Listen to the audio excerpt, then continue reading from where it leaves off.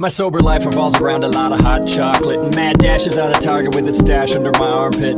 I'm a nice fellow, but it's hard to quit. Tiny marshmallows once you started. I know you have Prozac, don't act as though that last remark was so off topic. If your hands are in your pockets or you're rocking out, locked in the walk-in closet, and I'm very proud to call y'all my target market. The ghosts of old razor blades, so there could be a case to make it. I could use an 8x8 square foot space to pace, barefoot and tied down. It's how I take my rainy days. We'll dress up as the maid and act amazed at all we break today. This time my medicine will taste good, and these fine things cried out in a daze could stand to be repeated, even after knees are even with your hands and feet. I mean, for us to grab a piece and eat it.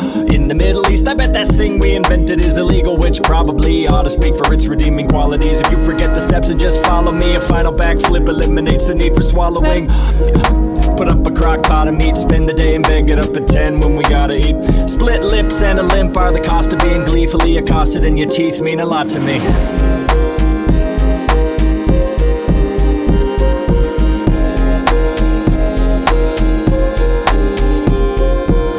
If I don't make my fix, I'm a cranky bitch. It takes space and time and not much left of mine'll fit. If you take a duck from my pond, I may not respond. There are days I can't see fucking shit because of it. I self-censor with what should have been rejected words. If I were pressed, I couldn't spell what I said to her. If we could settle this, I guess I'll run better. Except every step left in my alphabet's a blood letter. Nah, forget it. Took a nice tune and wrecked it with a convoluted message. Oh, maybe it's true, I'm just waiting to be excused, and then I'm back on the swing set. No one's seen my shoes like dun, dun, dun, dun, dun, dun, dun, dun. Oh, may this man of many vices be a figure of resistance. May his cannibalistic cycles be quite slimming when they're vicious. If I have to pay the price, I'll watch your lips to blow me kisses. Then I'll scramble up the light and haunt your visions with my image. Eyes and heart and skin is where it itches, and I'm glad to be alive, so let me wish for triple digits. If the captain capsizes, I'll be living with the fishes, and I'll have to realize that I was really never listening. My sober life revolves around a lot of hot chocolate and mad dashes out of Target with its stash under my armpit. I'm a nice fellow, but it's hard to quit. Tiny marshmallows once you started.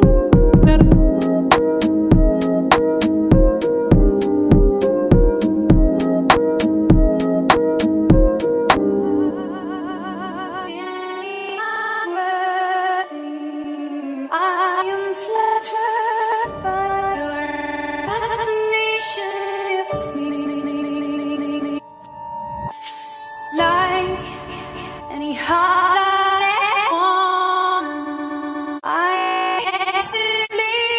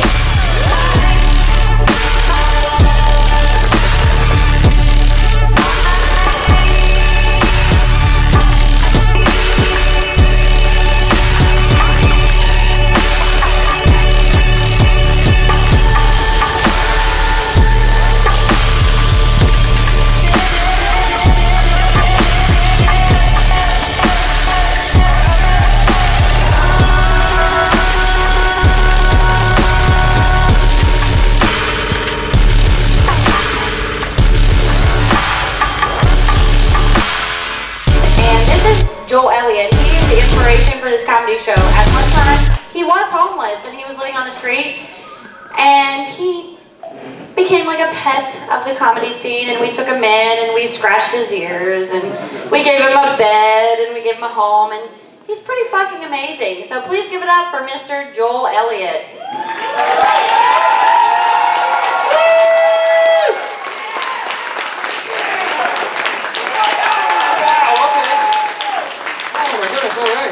Okay, ladies and gentlemen, just a brief announcement before we get started. If you could please pull out your phones.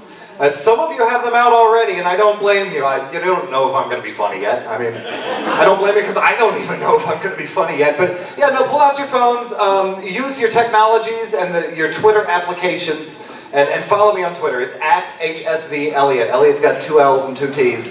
Yeah, follow me, I'll follow you, we'll talk. It'll be hilarious, I promise. Yeah, so before we get started, Merry Christmas to you guys. Some of you guys I won't see you until after the holidays, so Merry Christmas to you. Some of you guys I'm going to see way too much of between now and then. But Merry Christmas to you guys too. It's holiday season, I guess you guys are excited about that.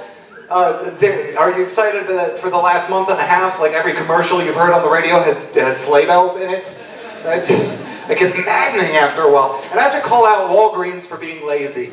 Walgreens has Creedence Clearwater Revival as their jingle, you know, like down on the corner, partying in the street, Willie and the Pope Boys are playing, bring a nickel, tap your feet, something like that. And then they just plop jingle bells right into it, and they're like, okay, that's our Christmas music. That's done. It's just sleigh bells, CCR, Muzak. That's it. Like, what is next? Is it gonna be like, you know, a Christmas version of like Ozzy Osbourne? You know, like bam,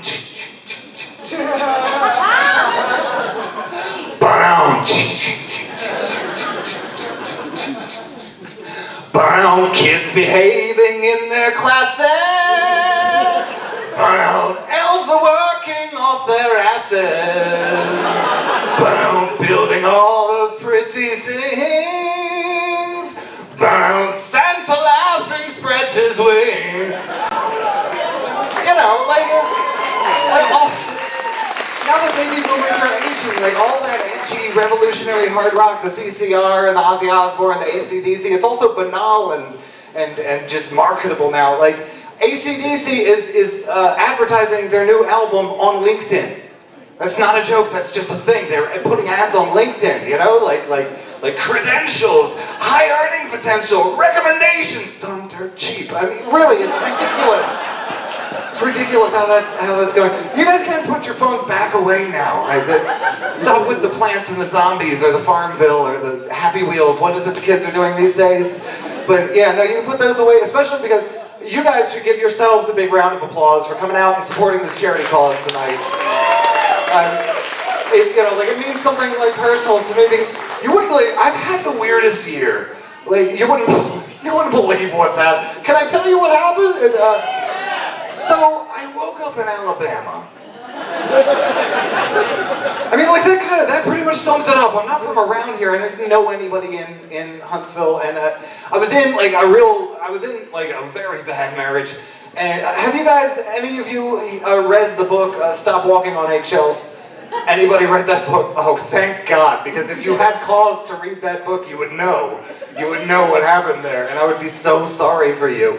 But yeah, so I was going under the title, a lot of these people met me as the #1 homeless comedian in Huntsville, Alabama, because it was what it was. You know, I was homeless, and I was doing comedy, and I was #1 because like none of the other comedians had lost their housing yet. You know, like, but I had been in the entertainment industry before, like years ago, and I know how the entertainment industry can be, you know, like, so I liked to warn them when I was actually living on the streets and doing comedy. I was like, guys, you know, keep pursuing your dreams, because eventually you're going to be like right where I'm at, living on the street. Like, we're going to form like a comical tent city and play shows to the raccoons, you know, like that's, because I want them to be prepared about, you know, what they're going into. But, you know, I had like a life, you know, at one point. I had an apartment on Park Avenue in the city, you know, like up in the Northeast. It wasn't that good of a life. This was Park Avenue in Baltimore City. Have you seen The Wire? You know, it's kind of, it's like that. Just to give you a sense, like I woke up one morning and I went down to like go to the corner store, get some groceries. There was a trail of blood around our block and the next block. And I don't mean like drips. You know, like it was a trail of, like somebody was like running full speed and bleeding profusely, like right outside my apartment. That was the neighborhood I grew up in, and so when I saw Huntsville, the first thing I thought when I got to know Huntsville as a city, downtown Huntsville Inc. Hashtag itty bitty city committee. They do a lot of great things. I don't mean to disparage them, but this is such a small town, a close community. It's neat. It's very safe here, But I was paranoid, from growing up in the city, and so when I first hit the streets, I didn't have much of a plan. I just had a background in entertainment, and so I started hitting open mics during what I thought to be prime bum stabbing hours. 8 p.m. to 2 a.m. This is a place I could be safe, and not be on the streets where weird things happen. And so I went into these bars where weird things were happening. All these people working on comedy and performing comedy. It was a wonderful thing. But people started responding to the material that I was doing, and really all I was doing was journalizing my homeless experience, I just kept my notebook with me and just crazy things happen out there, and I just kind of described it and shared perspective, okay, for instance, let's clear up some homelessness myths, okay? I hear people say, homeless people are lazy. Every time I see a homeless person, they're just sitting there. That's because you're looking at them where they live. If a homeless person came and checked on you at random intervals throughout the week, they would see you just sitting there on your couch half the time. And they'd be like, oh, why is this person so lazy? But homelessness is really hard work. They're sitting there because they're tired. It's like a full-time job, just, getting by when you're homeless.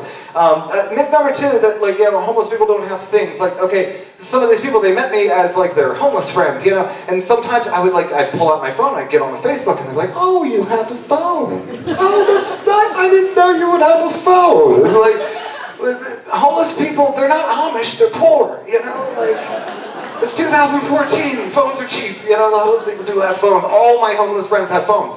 It's true, some of them have smartphones, some of them have laptops. We're living in the future, it's crazy. But the third myth is that homeless people are depressed. Yeah, it's a very depressing situation, and yes, there is some correlation, if not causation, in, of mental illness and chronic homelessness. But they are, no offense to any of the comedians that have done stuff here tonight and do things in the scene, but my homeless friends are the funniest people I know. I'm sorry, they're so much funnier than you guys. So people have said to me before, oh, you were so much funnier when you were homeless. It's true. When you lose the trappings of society, you lose your filter and it gets crazy. But since I had that mix, when I was networking in Huntsville, I was networking both in the homelessness scene and the comedy scene, and so I had this 50-50 spread of homeless friends and what do you call them? Indoorsy types. People that lived indoors were my other group of friends, and when I was with my indoorsy friends, I always felt they felt like they couldn't complain about their lives, because it's but this is my homeless dude friend over there, he's going through all this stuff, I was afraid they felt they had to edit themselves, they wanted to tell me, oh, I went to sleep, taking a nap, and I woke up from the nap and there was a spider on me and it was gross, I was afraid that they feared I would come back with I was taking a nap and I woke up and there was this rat sitting on my chest. And he just made eye contact with me. And we locked eyes for 3 seconds. And then he opened his mouth. And he said, what's in the backpack, man? I wouldn't do that. I wouldn't just lay the homeless card on my friends like that. Though that did happen. That is not a fake story. I woke up. It was a rat. He was squared to me. We locked eyes for a few seconds. He didn't actually say what's in the backpack, man, but I know he was thinking it. So I did, though. I laid the homeless card on one person because I got a call from a telemarketer. All right, and when you're homeless and you have no prospect, I had my backpack stolen first week out, so it's now I'm homeless with no ID. I was just strung out to dry. Got a phone call. I was oh, hopefully this is an under the table job or something, and I was hope for life, hello, and the woman on the line said, I'm calling from Direct Buy, and I said, oh, okay. And she said, well, are you driving right now? And I said, no, I'm on a bike, because I'm a homeless man. And immediately she started blubbering. She was like, oh my God, I'm so sorry. And she's working off a script, so she's flipping through pages, and she's like, I've got nothing in here for accidentally called a homeless dude.